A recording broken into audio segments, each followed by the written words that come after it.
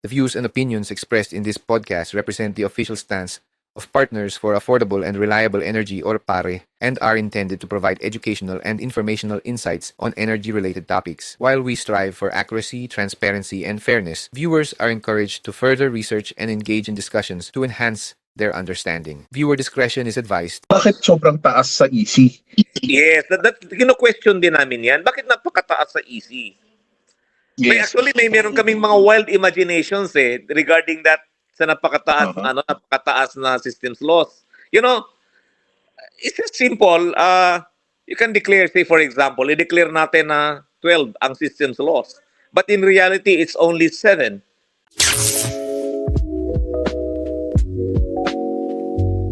Good day. So today we will be discussing the issues and the current situation of Paleco or Palawan Electric Cooperative. Now we have Sir Tony on the line. Sir Tony, can you briefly introduce yourselves to our viewers? Partners for Affordable and Reliable Energy. This is Power Talks by PARE. So how long, sir, have you been Paleco consumer, and professionally, what do you do for a living? Hi, good day, Nick. My full name is Antonio Cabresnan, and my friends used to call me Tony. I have been in this fight since, I think, 2014, more or less. Wow. Running to 12 years. Our fight started when a company here, when the electric cooperative, Palawan Electric Cooperative, accepted the proposal of one of the provider here in Palawan to build a coal plant, of which, Palawan is the last frontier.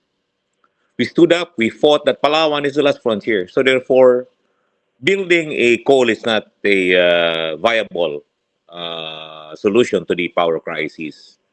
And, basically the proposal to build coal plant is just because of the looming crisis, which not just a looming crisis, it's actually a present crisis for quite a long time, that power is insufficient. Well, but anyway, just to introduce myself, I am a full-time officer of the Department of Justice. I am one of the head of the attached agency of the Department of Justice here in the province of Palawan. And at the same time, I have my business. So I'm fighting for a better power situation here, simply because obviously my business is affected because of the power problems. And way back in 2014, together with my friends and some activists, when I was in college, we used to be part of the Red Tag, the youth organization. I just forgot the name. How do you call it? The LFS. You're familiar with that, Nick? So I was part of the LFS before. And, as we continue, as we grow old, we don't just keep quiet. When we observe issues that's contrary to the interests of the people, so we keep on fighting. Exactly. So then, that time when the coal plant was being proposed for construction, we strongly opposed it. However, despite our efforts, the construction came into reality. Now it's actually running right now. It's powering the entire province. However, as time goes on, several problems has come out. The operation of Paleco, the management, the power situation, frequent brownouts. So those are the issues that we couldn't just keep quiet. These are the issues that we believe it has to be addressed. And then here comes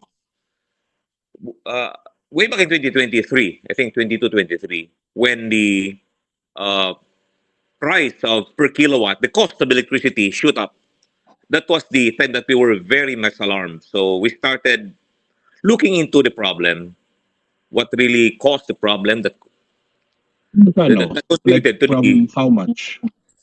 It's around 10 pesos, more than 10. Before it started at 9. It started at 9. and Yes. then shot More or up less to up to more or less 17 pesos. wow, 17 pesos per kilowatt hour. It's a difference of 7 pesos per kilowatt in a matter of 2 months. So what's And can you give us the total consumption of Palawan? Nick, I don't have the numbers of Demand? the total consumption right now. It's in my computer. I was not able to browse it. Uh-huh.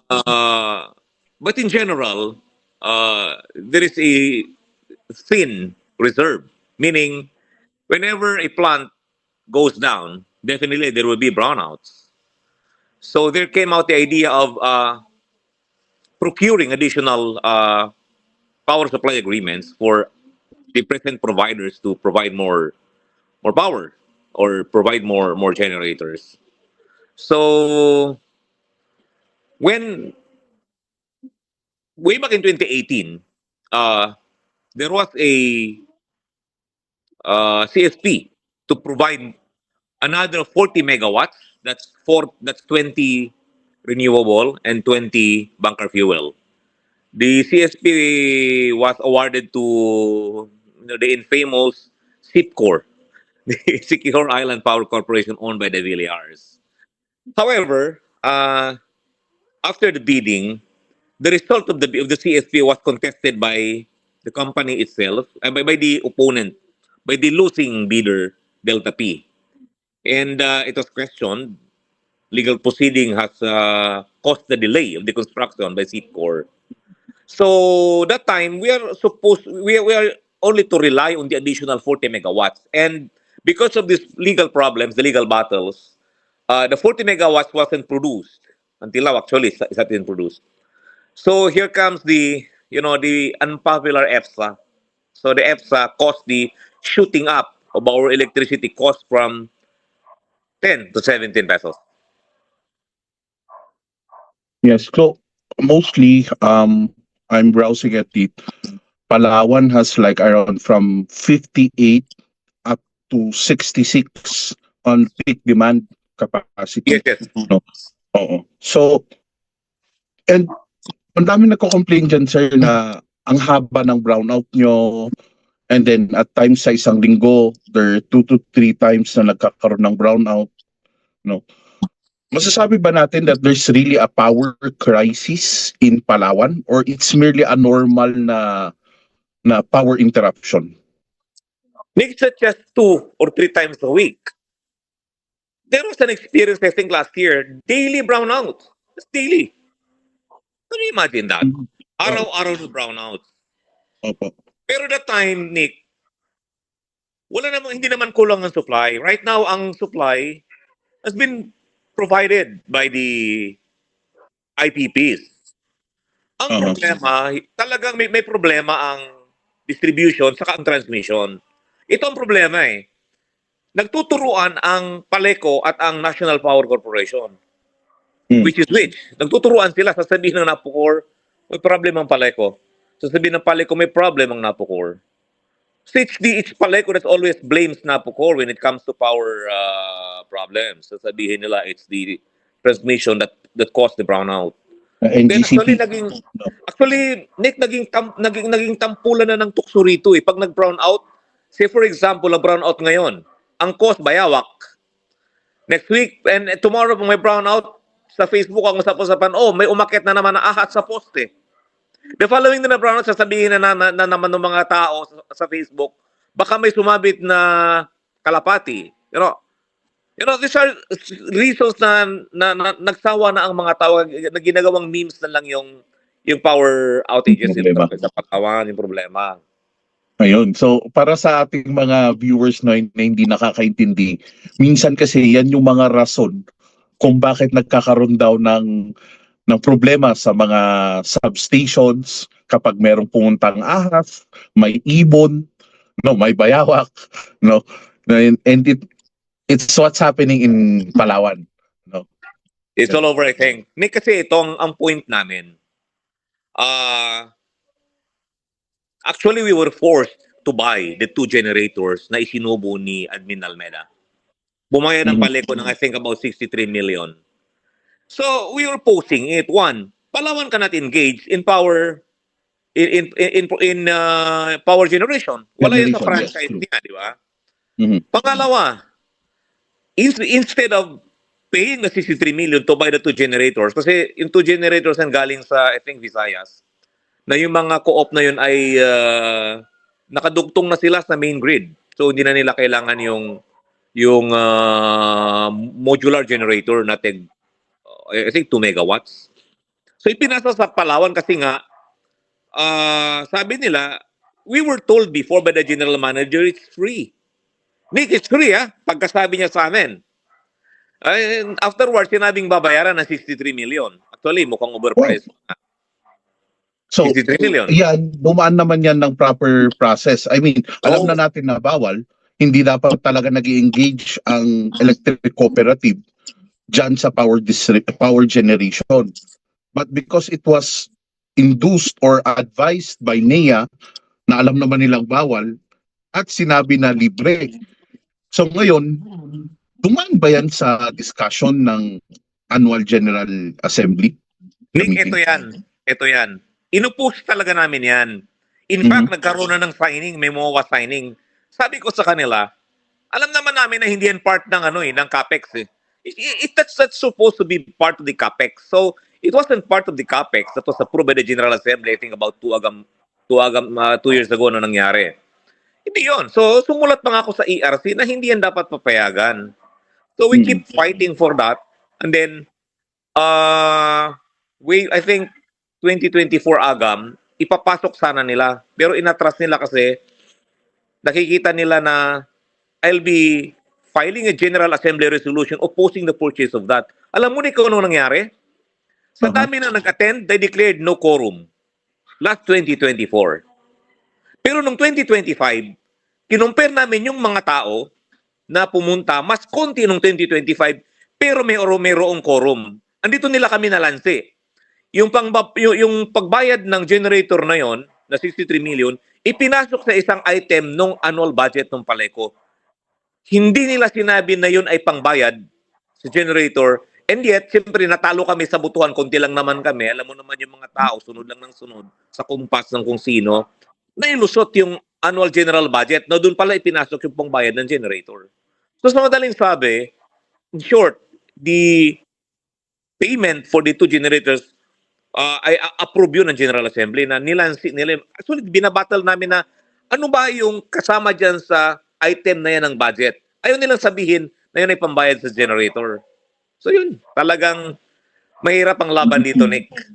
Anong sabi ni ERC, sir, knowing that the regulator knows about what's happening, NEA was there, DOE was there just to sign dun sa Malampaya Fund, no? So, anong sinabi ng mga regulators when you send a letter? Nick, ang sagot nila, they will just answer us, it will be referred to the proper office, and yet, nothing happened. Ganun lang naman. In fact, in some of our letters, the NEA doesn't bother to reply to our letters. Sometimes I would reply, it will be referred to the administrator, it will be referred to the appropriate office, and yet no result. So, this is speaking on our letters.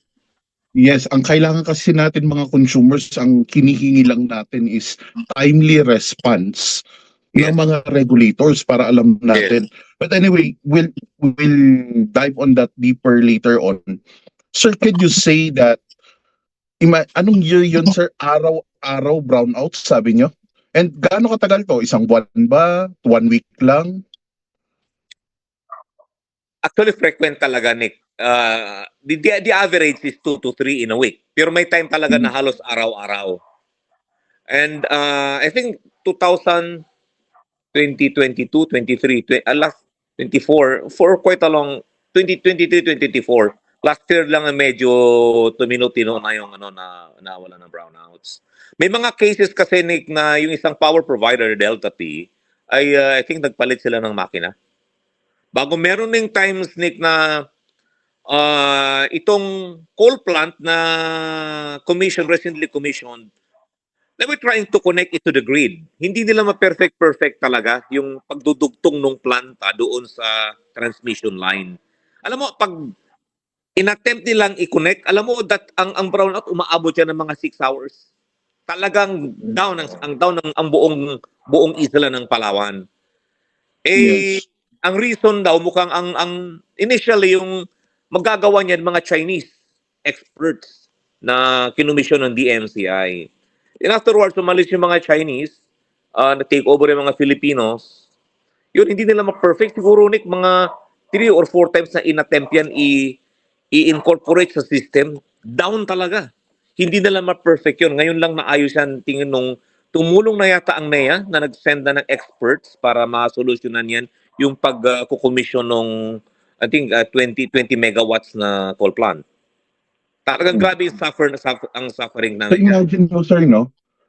Starting from 2012, 2014, sabi nyo, ganyan na ang problema ng Palawan, ng Paleco. So, Nick, naging frequent lang siya itong 2022, 23, 24. But before, hindi naman talaga ganun ka-serious kasi ang naging problema dito, Nick, tumaas yung demand for power. Remember, yung naging very popular ang underground river of Puerto Princesa of Palawan, Puerto Princesa Underground Yes, River. yes. Ang daming nagsitayo ng mga hotel. Napakarami. Even yung mga bahay, kino-convert na into pension house. So, Pension tumaas ang houses, power yes. requirement niyan. During the time na,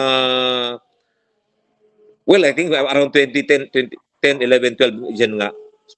So, yun ang Oo. naging contribute. Hindi na paghandaan ng Paleco at ng Ng Napocor Paleco. yung pagtaas ng demand. Kasi, ang problema naman, napansin namin, I think about 2 years ago, yung core plan ng Paleco, yung kanilang projection napakababa. For El Nido alone, El Nido napakababa ng projection. It turns out, yung projection nila talagang kulang na kulang, nag-emergency purchase naman ng power. So, hindi naman ganun kabilis ang purchase niyan eh. So, Yes, yes. merong failure doon sa part ng planning ng Paleco. May pagkakamali, may pagkukulang. So, nagsama-sama na yan, yung pagkukulang sa management, technical, yung mga linya. So, nagsama-sama kaya talagang frequent ang brownouts. Oo. So, kung masasabi natin, sir, no, at least just to give us an idea on what is happening there in the ground. So, kung sakaling ganito na nagkakaroon ng problem since noong 2023, nabanggit nyo, nagsasuffer ang tourism, economic, how does it look like both para sa ating mga residential consumers and para sa ating business consumers? How does brownout, expensive power rates, affect yung ating residents and business consumers? Well, Nick, sa business, malaking epekto niyan. Napakalaki. Lalo na yung talagang gumagamit ng kuryente, lalo mga warehouses, yung mga ice plant yan, talagang power dependent yan. And generally, talagang apektado ang negosyo. So yung mga tao, talagang, alam mo, they lost trust sa Paleco, sa distributor. Ang mga tao, hindi na pumupunta sa General Assembly na nag-a-attend. And then, hindi na sila nagbabayad. Alam mo ba kung magkano yung pautang ng Paleco sa mga consumer? That's $500 million. Billion with the Yes. No. More than 500 million. Actually, to be exact, that's before 500 million. Kalating billion. Now, ang hindi maganda dyan, gusto ng general manager at ng mga director before, ano na lang, baliwalain. May term sila na ginamit dyan eh. condone. Baliwalain na lang. Kaya nga, ang point ko dyan, Paleco recently has been rated as AAA. Hindi ako conforme doon. Why? Yes, yes. Hindi ako, why? Una, collection efficiency bagsak. Pangalawa, frequent brownouts pa rin. Di ba? And marami pang problema that Paleco doesn't deserve to be rated AAA. So, nagtataka kami, bakit AAA na ngayon ang Paleco? Di ba? Yan Samantala sir, before, ang issue ng pare sa atin. ang mga partners for affordable and reliable energy are questioning the parameters of NEA. They have 7 parameters, di ba, sir? Yes. To Yes. evaluate yung ating electric cooperative. Yes, Pero yes. ang daming mga ganyan, not only Paleco, AAA, but when you go to the ground, brownout, mahal ng kuryente, Mahal. ang taas ng systems loss. Yes, systems Diba? loss. Kami mataas, nag-double digit kami ng systems loss. Wow. Ang capping lang nila is 12%. I think 10 or 12% para sa electric cooperative. No? Ang capping ng systems loss. For private distribution utilities, 5% lang ang capping ng systems loss. Systems loss. Bakit sobrang taas sa EC? Yes, kino-question din namin yan. Bakit napakataas sa EC?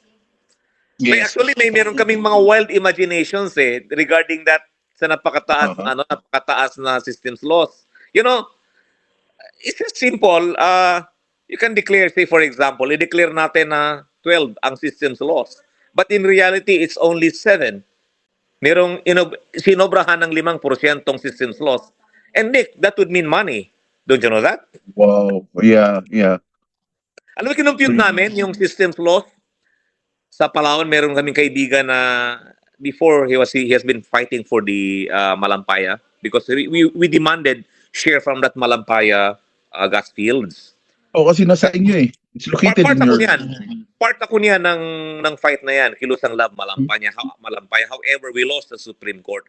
Kasi dapat yan yung share ng Palawan from the Malampaya gas fields. It should finance yung subsidize. That's like UCME. It's a subsidize niya partly yung nasa batas yan partly yung konsumo ng mga Palawenyo. Partly dapat of course. Yan. Hindi nangyari yan. Hindi nangyari despite nakalagay yan sa batas sa RA 7160 Local Government Code. Hindi yan nangyari. Grabe. So sir, yung sabi niyo so sa businesses, pagka ganyan, laging brownouts. Ang ganda pa naman ng Palawan, ang daming pumupunta diyan na turista. Pero kung ganyan na brownout palagi, mapipilitan ng mga hotels bumili ng sarili nilang generator set, which means additional expense. Mababawasan yung profit nila. Ako, being a businessman, I have my printing business. May generator ako. Then I have power banks. I have 3 power banks. So kailangan ko yun. Hindi ako pwedeng mawalan ng kuryente. Basically, I have an online business. I should have a continuous internet signal. So Yes. every time the order comes in, we need to process the order. So I need power 24 hours a day, 7 days a week. Electricity is already a basic need. Hindi na siya It is. It is a basic need. Right na yan. Can you explain to me, kamusta naman yung hospitals natin dyan, yung mga residente na mayroong inaalaga ang mga pasyente sa bahay, tapos biglang mag-brownout araw-araw? What does it look like to them? Sinasabi namin lagi. Anyway, mga hospitals naman may mga generators yan. Yung mga important facilities dito sa syudad saka sa probinsya.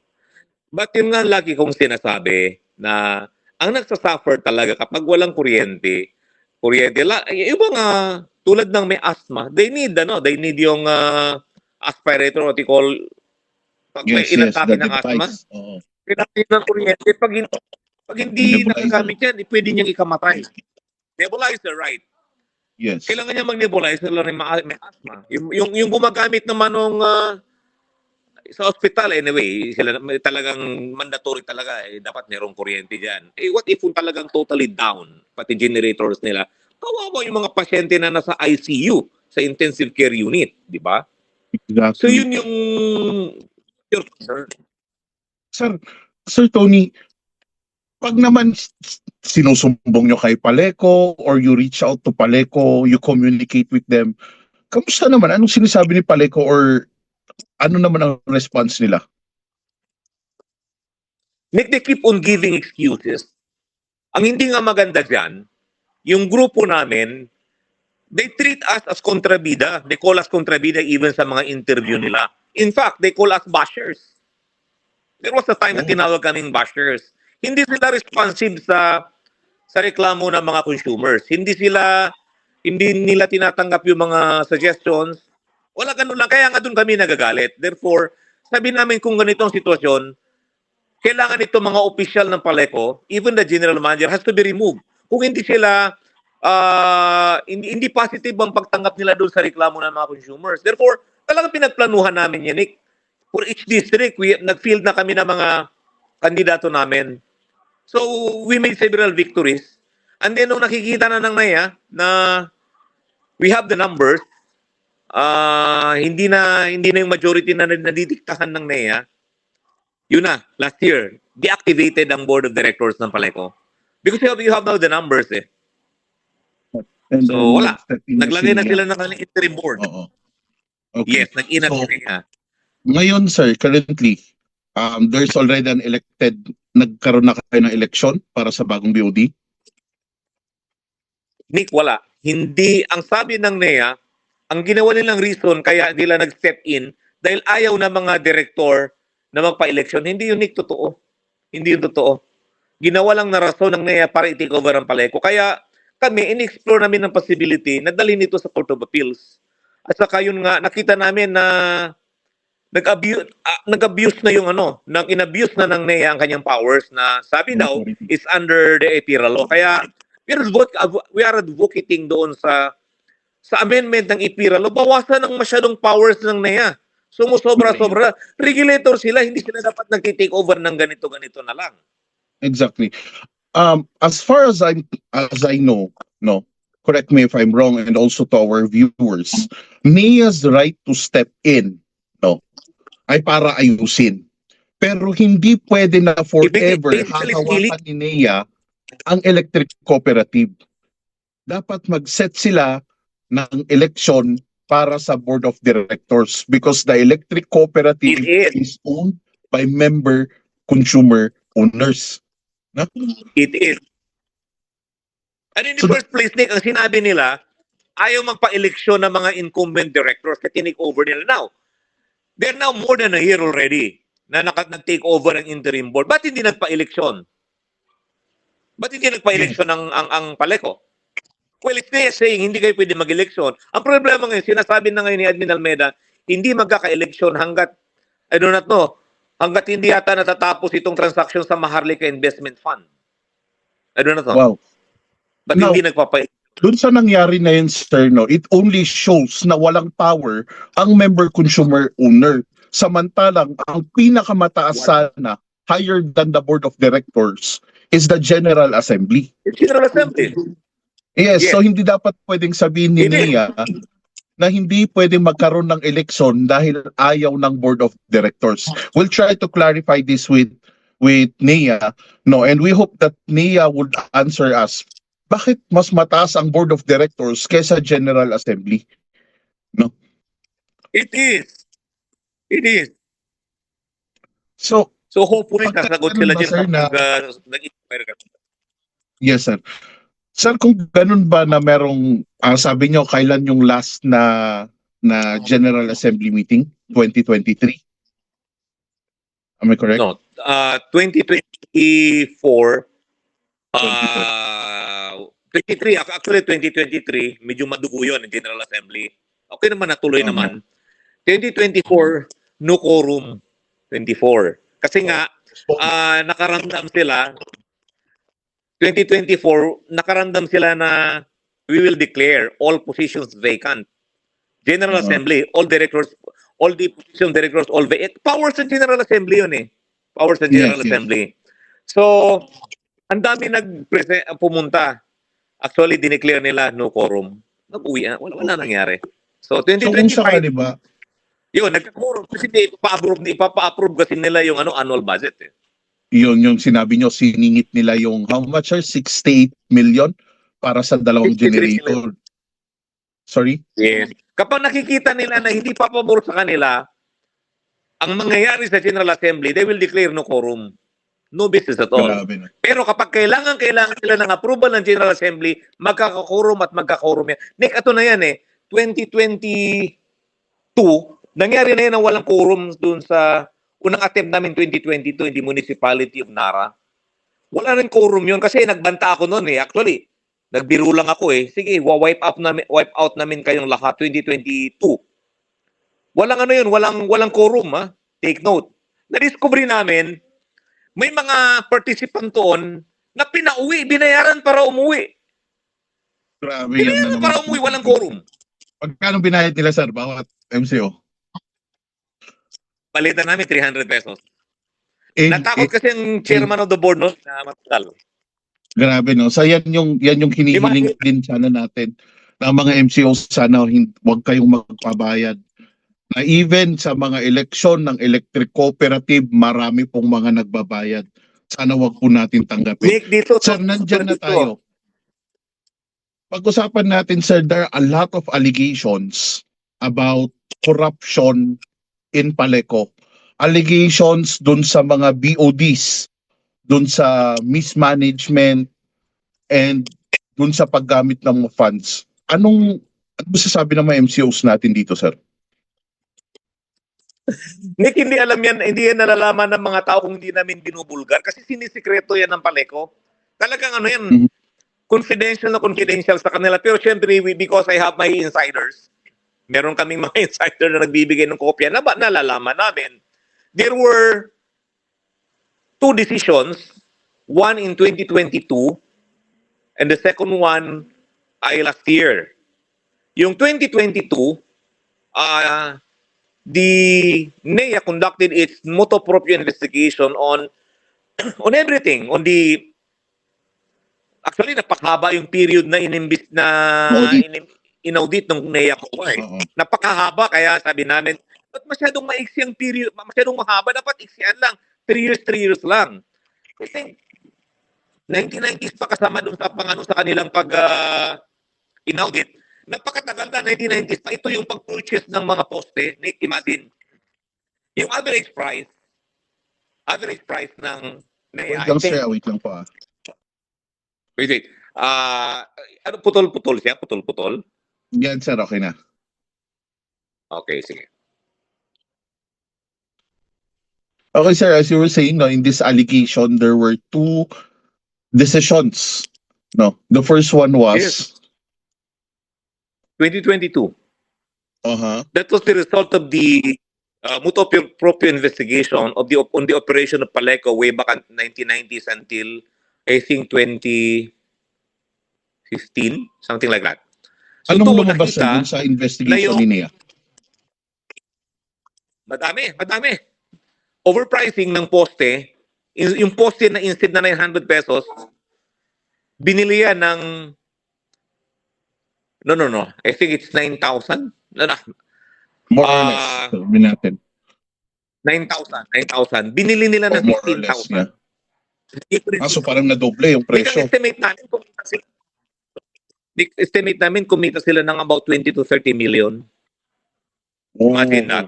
Then, because of overpricing. Meron ding, yes, overpricing. And then meron ding building na binigay ang NEA sa Paleco, pinadismantle nila, ibinenta yung bakal ng walang bidding. Government property yun eh. Ano siya, building siya na puro bakal.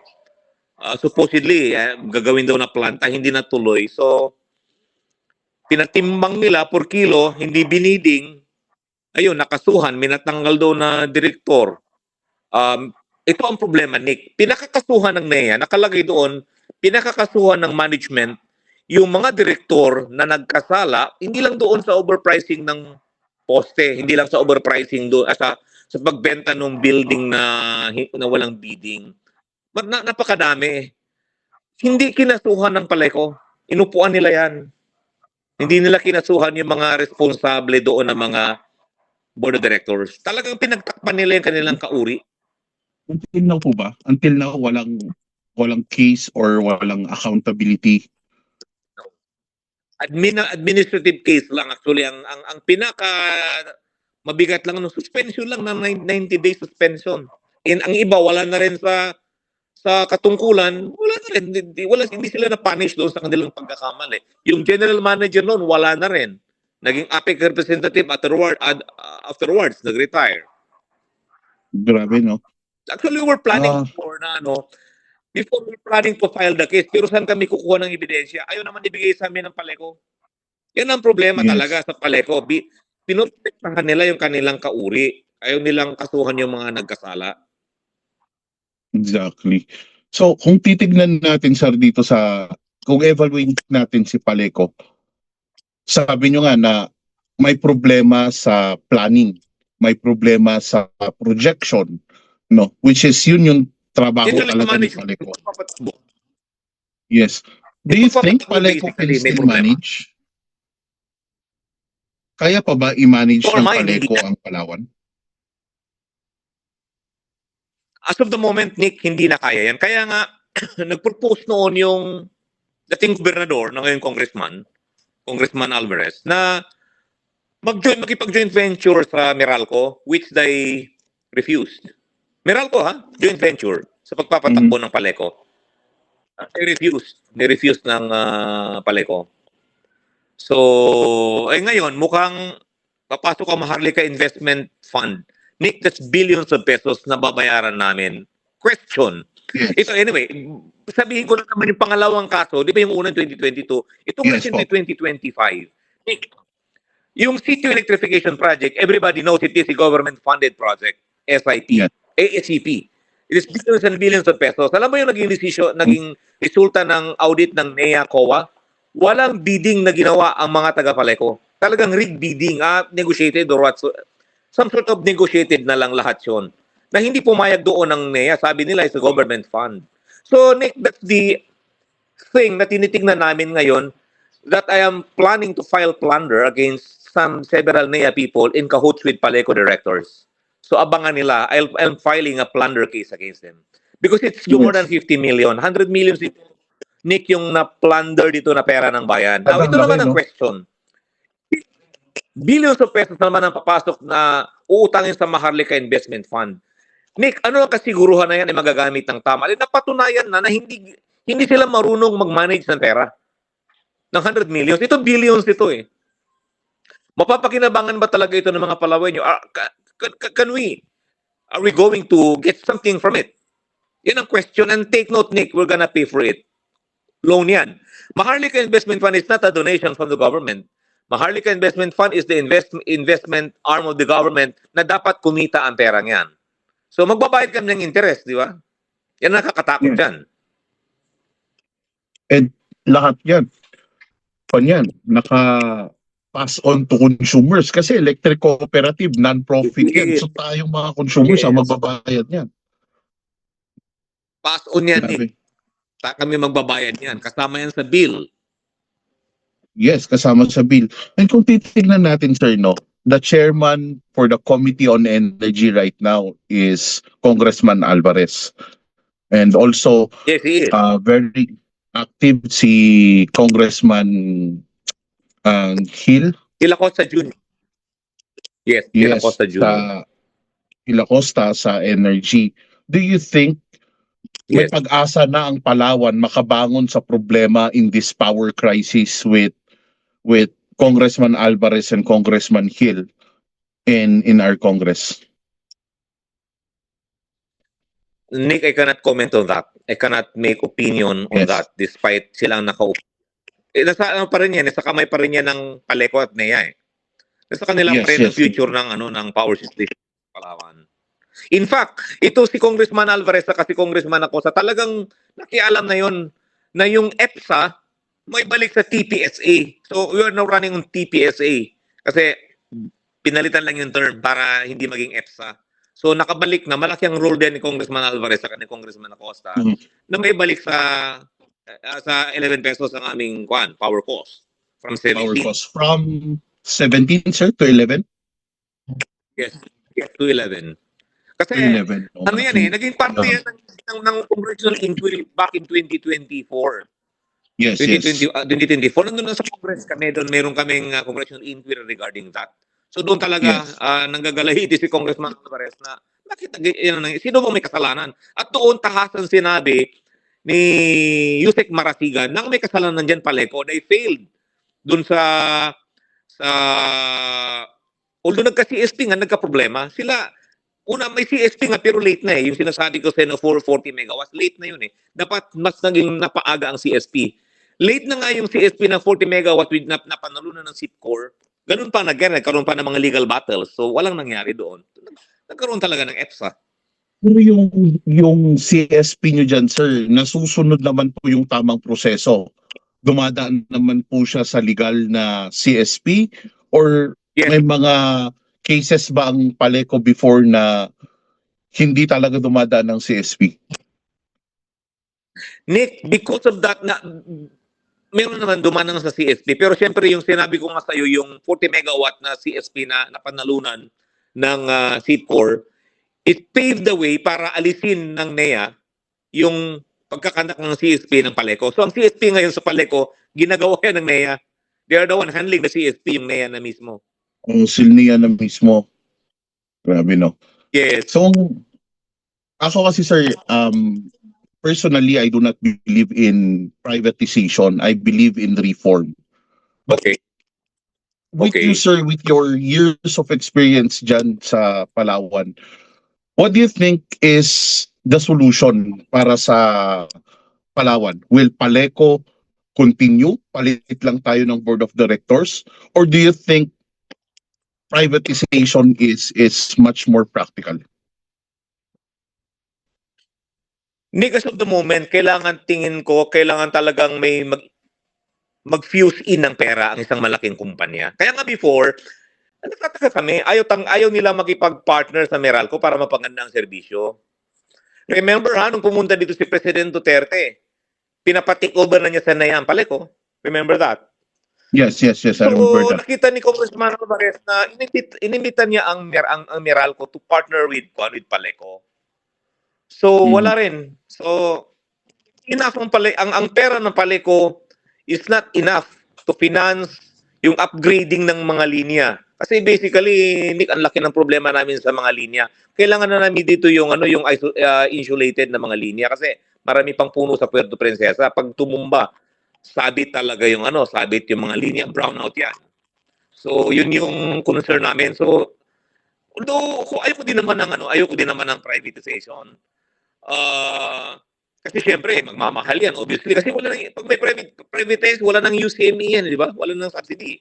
Yes, wala na rin power ang consumers kasi private na yan. Yes. So wala nang MCO. Yes. Kung titignan Yun natin ang sa sabi concern niya, we natin. need company to infuse finance.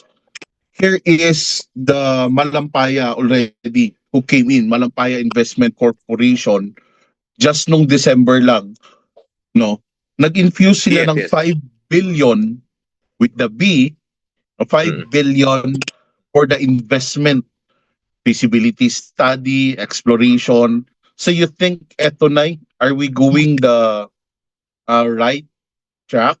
Eto na po ba yung tamang roadmap para ayusin ang Paleco or yung supply dyan sa Palawan? Well, Nick, alam mo, malaking pera yan. Supposedly, kung yan ay magamit ng tama, I believe na meron ng improvement. Pero ako, Nick, I doubt kung yan magagamit ng tama at mapapatakbo ng tama yan with Paleco managing it. Ako, I really doubt it. I know them. A lot of them, I know them. They couldn't do it. Kaya sabi ko, ang thoughts talaga namin, it should be handled by a company na magpapatakbo niyan. Hindi ito kaya ng mga taga-Paleco alone. Yes. And ang kailangan talaga natin, sir, is accountability and transparency. Yan yung matagal natin pinaglalaban sa pare na ganun lang naman kasimple. Just be transparent about it. They're claiming to be an electric cooperative, no, na non-profit sila, pero sabi nyo nga, kumita sila by overpricing, and I'm happy na merong nakasuhan. Pero paano yung mga iba na hindi nakasuhan? No? Paano yung mga iba na nakalusot? Ayun. Like just few seconds na papailaw ko na kasi hindi mo na ako makikita. I just turn on the light na, please. Nalulungkot nga kami kasi per experience hindi maganda ang financial management na Paleco. Sa maliit lang na pera pa lang yun, ha? Nick, much more ngayon na billions yan. Ito naman sa pagkakalam ko kasi, Nick, nagdududa rin ako. They'll be spending a lot of money alone for research. Ano bang research ang gagawin dyan? And then second, yung looping na gagawin. But to my mind, I think looping hindi ang solution dun sa brownout ng brownout na nangyayari. Ang problema talaga ng Palawan, ng Puerto Princesa itself, yung mga lumang kawad, kailangan palitan yan. Yung mga lumang kawad na nagkukos ng brownouts. So yun, Yes. so diba, I really don't know ano ang priority nila dyan sa paggamit na yan ng Maharlika Investment Fund. Exactly. Kasi sir, Kaya nga may kami, data naman eh. Uh, Di ba?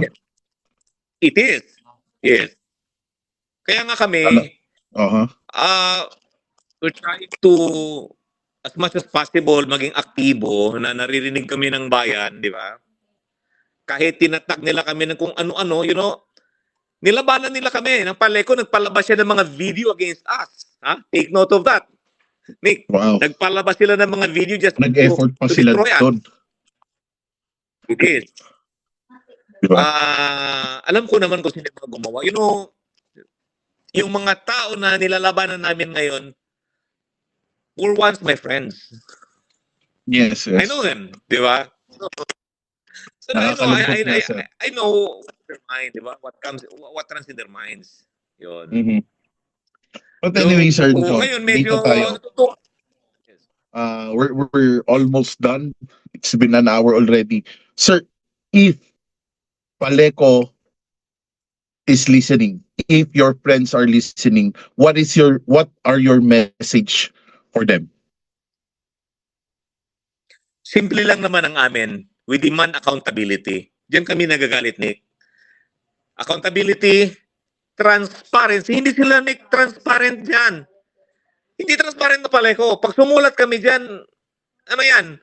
Paligoy-ligoy ang sagot nila. When we ask for document, they won't give us. Sasabihin, Privacy Act. Nung nagsabi kami na kasuhan yung mga responsable, dahil sinabi ng NEA, kasi nung accidentally I met Yusek Marasigan sa Cebu, sa isang hotel doon. Sabi ko, Yusek, bakit hindi NEA ang nagkaso dyan? Kayo nakadiscovery ng pagkakamali. Ba't nyo iaatang ang obligasyon sa Paleco? Natural, kauri nila yan, hindi nila didemanda.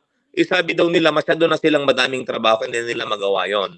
So, walang accountability talaga. Kaya wala silang takot sa mga ginagawa nila. Hindi silang tatakot. Wala nakukulong.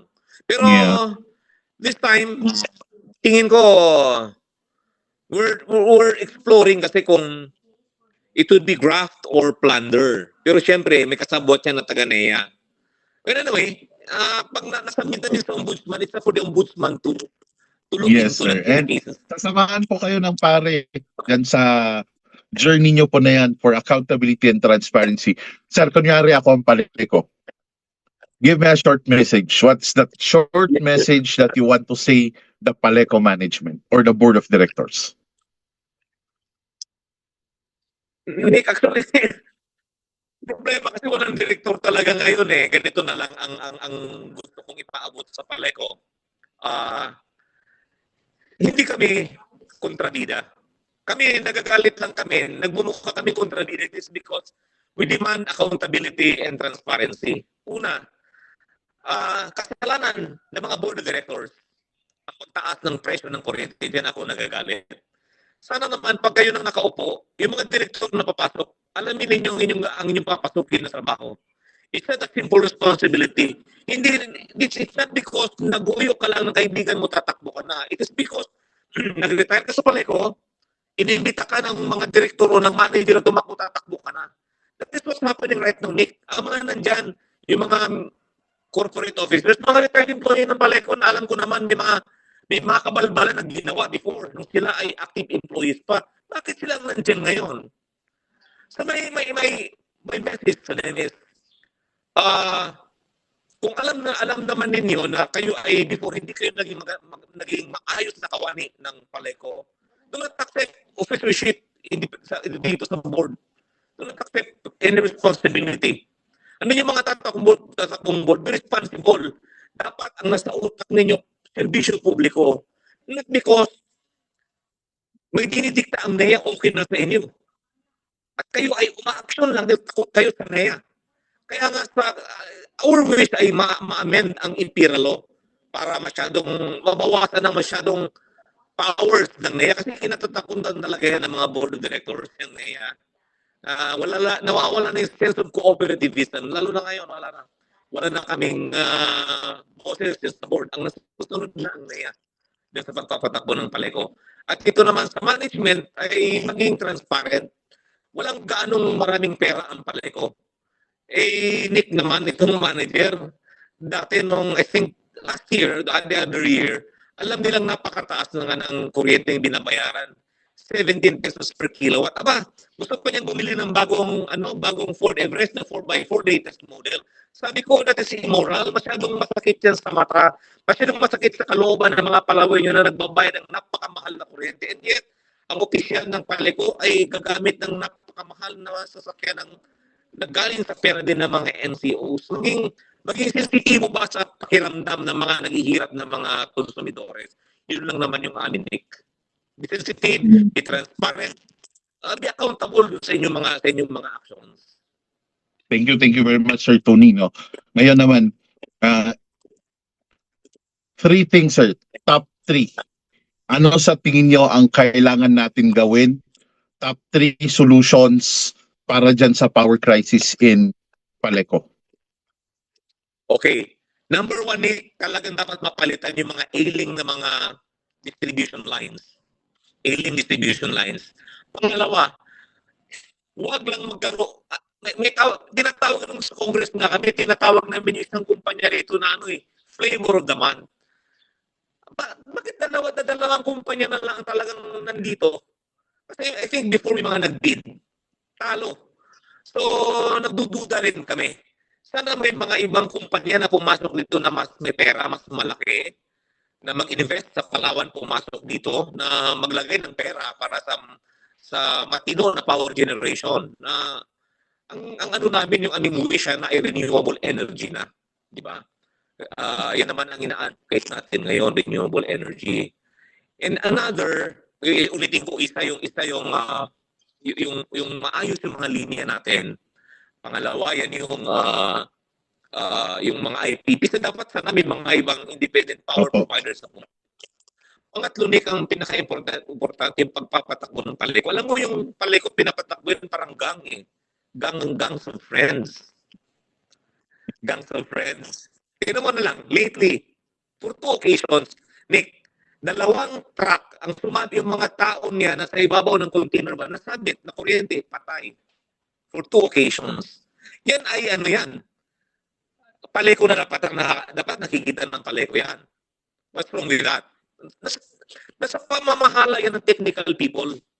Ang problema ni mga technical people nila, ang dami mga sideline Nick sa labas. Take note. Sila binabayaran ng Paleco pero may mga sideline sila ng mga negosyo at trabaho sa labas. Alam namin yan. Personally, alam ko. Another, yung pagpapatakbo ng finances ng Paleco. Yung utang na 500 million, hindi yan maliit, Nick. Napakalaking tulong sana yan para mapaganda ang Paleco. Pero wala, napakababa ng collection efficiency. Pangatlo, yun yung, alam mo, isa sa talaga problema rin talaga namin, Nick, alam mo yung pagbibigay ng bill. Kaya ang bill noon, yung problema namin last year, yung period na babayaran ng kaya nagreklamo talaga, magre-rebelde na yung mga tao Imagine, yung usual naman na binabayaran natin na bilis 1 month, 30 days, di ba? Dito sa amin, as long as 55 days, imagine na kulang-kulang 2 months, sinong hindi magagalit ng mga tao, di ba? Yeah. So, ang problema natin dito, sinasabi nila kulang daw sa empleyado, na magdi-deliver ng bill, na magbabasa ng kung anong mga metro, kilowatt hour. Nick, ano na yan?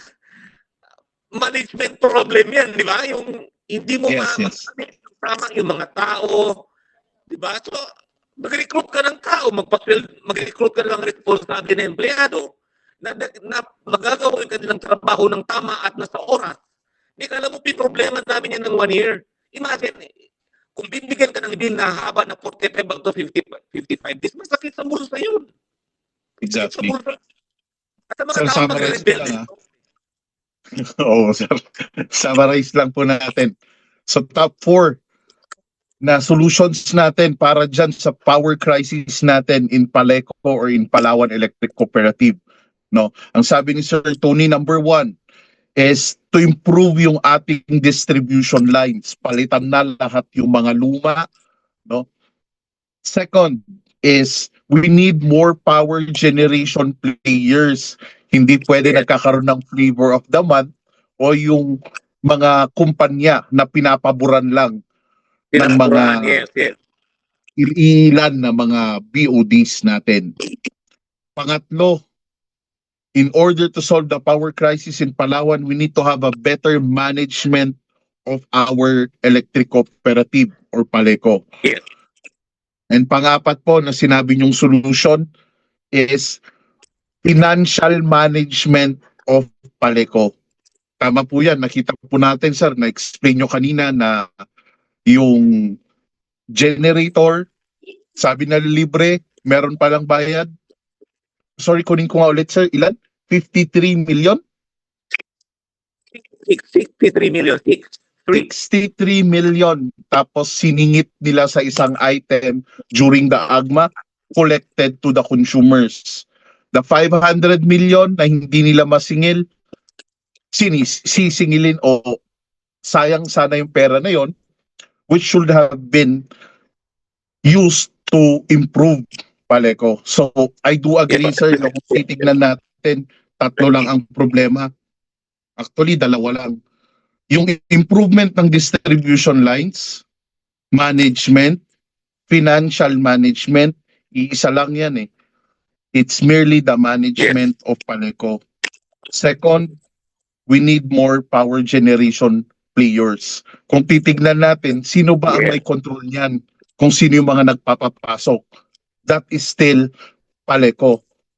In collaboration, of course, with NEA para sa terms of reference, di ba? May take note ha. Just additional information. May nag-attempt noon na renewable energy company Mhm. na pumasok na Paleco. Okay. This is a confirmed news. Allegedly. Yes, allegedly. Yung director, ito kasi Australian company.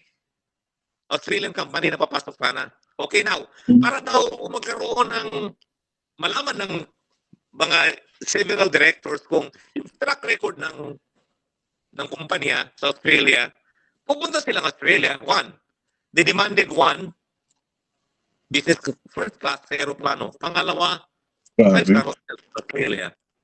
And okay, then parang nangyayari yun eh. Then itong malupit, Nick. Kung gusto nila may cut, meron silang commission per kilowatt na ibibenta sa Paleco.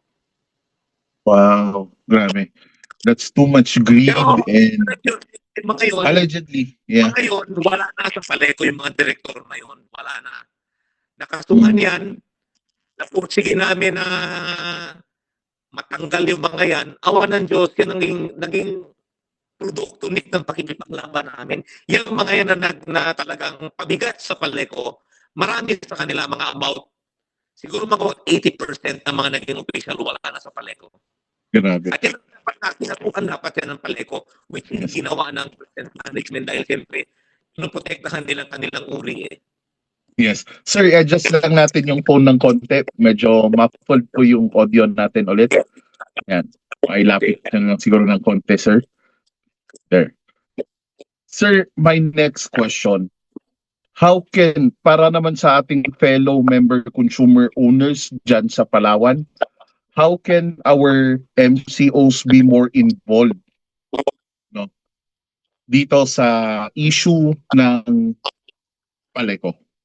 Anong message niyo po sa ating mga member consumer owners from Palawan na nanonood sa inyo ngayon? Sa mga MCOs ng Palawan, ang hiling namin ay maging aware sa nangyayari. Sa agang pumunta tayo, huwag tayong pumunta doon dahil lang mayroong raffle.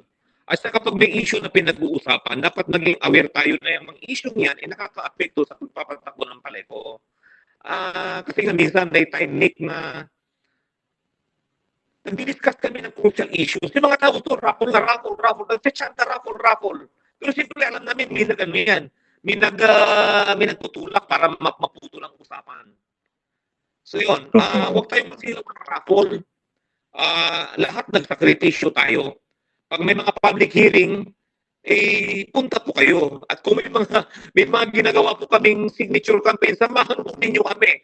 Kasi before talagang, way back in 2020, yung 24, na hindi nagka-quorum, pinusto niya ng mga board of directors, takot sila. May ang nakalagay sa constitutional bylaws, hindi natuloy ng May. Ang rason nilang mainit daw. Kasi natatakot sila sa preparasyon namin, natatanggalin lahat ng direktor. Pinusto nila ng November. Hindi wala ring quorum. So yun, namamanipulate kasi yung mga ganun eh. So yung mga tao naman na sabi namin, nagpetisyon kami prior na ituloy. Pinusto ng May, ituloy natin ng June. Nakakuha rin kami ng mga signatures ng ilang libo, pero it's not enough. Pero wala rin kwenta yun eh. Ang gusto namin iparating sa management na marami ang nagdidemand ng agang. Pero mga tao, sa bagay Nick, sa totoo lang, hindi nga kami nakakakuha ng support ng local executive ng Puerto Princesa. The mayor himself, I never heard any support from him to our group. Meron several councilors, even the governor, hindi na, sasabihin mo na, hindi ako nakatanggap man lang ng words of encouragement kay Mayor Lucilo Bayron at sa then former Governor Dennis Socrates. Wala. Ni Hay, ni Ho, wala. Wala man lang kami natanggap. Ituloy nyo yan. Yung laban ninyo. Nick, they don't care about it. Wala silang pakialam sa problema. Do ang city government nagdemanda yan eh. Nagdemanda sa regional trial court, I think, pero silang they're demanding something na dapat daw ang Paleco will provide what is agreed na magbigay ng tamang kuryente, efficient, affordable, pero na-dismiss. Sabi kasi ng regional trial court yan ay jurisdiction ng Court of Appeals. Doon ako nalulungkot, Nick, ang mga local officials, they don't care at all. Kaya medyo, sa totoo lang, bumaba yung spirit ko dyan sa pakikipaglaban. Sabi ko, kahit mag-brown out ng 365 days a year ako, kaya akong lumaban. May generator ako, meron akong solar, meron akong power banks. But what about the ordinary people? What about our hospitals? What about our basic facilities? Anong nangyayari sa atin sa Palawan? So, nagsawa na rin ako. But totally na aalisan ko na ang laban. Dito naman, Nick, I belong to the biggest family in Palawan. The biggest family in Palawan is the Ponce de Leon family. My great-grandmother is Ponce de Leon. The founder of Paleco is Francisco Ponce de Leon, who happens to be the cousin of my great-grandmother. Siya ang founder ng Palawan Electric Cooperative. So yun ang sinasana ng family niyo yun, sir, no? Yes, yan yung alaala ng aking great-grandfather ko na rin yun. Yes, sir. I'm sorry but we're running out of time. Pag-usapan ulit natin sir, magkaroon tayo ng second round dito sa ating Power Talks by Pare. Ngayon sir, eto naman ang tanong ko. How can Partners for Affordable and Reliable Energy o PARE, paano po kami makakatulong sa ating mga MCOs dyan sa Palawan? Yun ang maganda din. Alam mo, from the beginning, we are reaching out to national organizations. We're reaching out. Nagka-issue, nagkahanap kami, nagkakampi. Di ba? Yes. Kasi una, ang hirap madinig yung aming boses kung wala kaming kakampi na kilala sa taas. Kaya buti nga lang, alam mo, nag-reach out sa amin yung Ilaw Pilipinas. Noon, si Rafa tumatawag sa kasama namin. Actually, nire-refuse ko. Sabi ko, baka ito ploy lang ito ng NEA or ng mga power providers. Pero it turns out, valid talaga yung kanilang intent. So, yung tinutulungan kami, Ilaw si Mambeng sa si Rafa. Then, I'm trying to reach out yung si Kore kasi alam ko, may pangalan at may napag-suspend nila si Chair Di Malanta noon, remembering ERC. Sabi ko, Yes. malupit ito. Pero wala, hindi kami pinansensitive despite the emails and messages sa kanila sa Facebook. Hindi ako nakatanggap ng reply. Mabuti na lang nandito ka, sumagot sa mga Paano messages. kaya, sir? Like, can we join you sa pag-send ng letters in Congress, in NEA? Yeah. Baka pwede po kaming tumulong sa pag-inquire kay NEA. Yes, we really need congressional or Senate inquiry regarding sa mga nangyari sa Parleco. Bakit tinake over ito ng NEA? Ano ba talaga ang motive dyan? At bakit, ano itong Maharlika Investment Fund? Dapat ito maintindihan din ng Kongreso at saka ng Senado. Kaya din kami humingi ng tulong sa pare na madinig kami. Kasi very simpleng tao lang kami. Hindi kami kilala ng mga senador. Hindi kami kilala. Meron ko kilala kami kongresista. Pero tingin ko sa pamamagitan ng pare, lalo na ikaw, member ka ng technical working group sa Congress, di ba? I know you have the connections na matulungan kami na madinig kami dito sa Palawan. Na ano ba talaga ang dapat ayusin dito na may parating namin kung ano talaga ang totoong problema na dapat aksyonan na ito ng national government. So doon namin nakikita na ang tulong na kailangan namin sa pare dahil alam namin yung inyong proud, alam namin ang inyong connection. So mabuti na lang at ito nagkakilala tayo at nagkaroon ng komunikasyon. Kami natutuwa dahil may kakampi, may dagdag kaming kakampi para sa pinaglalaban namin. Yun, maraming salamat, sir. Actually, hindi naman po ganun ka laki yung ating network. Hindi natin sila kaibigan, pero makulit lang po kasi tayong mag-send ng letter, makulit tayo na mag-follow up. Opo. At meron tayong Facebook page. Sir? Ang term dyan, kahit paano ay kinatatakutan ng konti. Hopefully naman po kasi ang pinaglalaban po natin ay yung karapatan ng ating mga member consumer owners. Katulad nung nabanggit nyo nga, sir, no? Simple lang naman ang gusto nating mga MCOs. Accountability, transparency, di ba? Yan yung dalawa. Sa ating mga electric cooperatives, sa ating mga private distribution utilities, ang kailangan lang naman namin is affordability, reliability, transparency. Di ba? Na pag-on natin ng ilaw, may ilaw talaga. So sana tulong-tulong po tayo lahat. No? Ayan, sir. Last message nyo, sir, para sa ating mga viewers na nandito. Marami pong nanonood sa inyo. Nasa Catanduanes. Nanonood po ngayon yung mga nandyan sa South Cotabato. Yan. And of course, yung mga taga-Palawan nanonood din po sa inyo. Last message nyo sa ating mga viewers po. At dito sa ginagawa nating laban sa affordability, reliability, transparency. Yung wish ko talaga ay magkaisa lahat ng mga kooperatiba, electric cooperatives sa buong Pilipinas like Cotabato, Catanduanes. Ang wish ko minsan magkita-kita tayo sa isang summit sa Maynila. Let us share experiences. Let us bind ourselves into one stronger group na makikinggan tayo ng national government. Kasi sabi nga nila, pag ang thinking pinagsama-sama, nagiging walis yan. Yun ang simpleng prinsipyo na tingin ko pwede nating gawin. Let us share our bad experiences to come up with solutions. Kasi may mga common experiences tayo na ang solution dyan, tingin ko, pwede nating ilapit doon sa national government na dapat ito nang gawin ninyo kasi ito ang problema nationwide.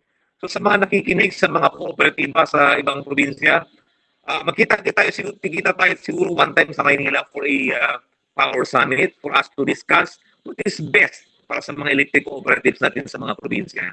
Maraming salamat po. Yun. Thank you very much, Sir Tony, for your time. No, and this is Power Talks by Pare, where we talk about the different issues, different solutions, different problems in the energy sector. So, ang Pare po ay nabuo para matulungan ang ating MCOs sa awareness, energy literacy, at para po pag-usapan kung ano mga posibleng mga solusyon sa ating mga problemang pangkuryente.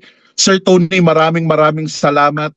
No, magandang araw po sa inyo at salamat po sa pag-share dun sa situation dyan sa Paleco. And we hope that more electric cooperative MCOs would also come forward at meron po talagang problema sa ating distribution utility at moreover sa buong energy sector meron po talagang problema. Binabash na po ako sa Facebook ng mga trolls. Wala daw problema. Pero nasa inyo po ating mga MCOs, lumabas po kayo.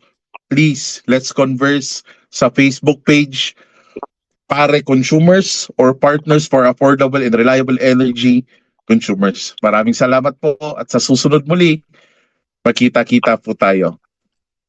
Maraming salamat.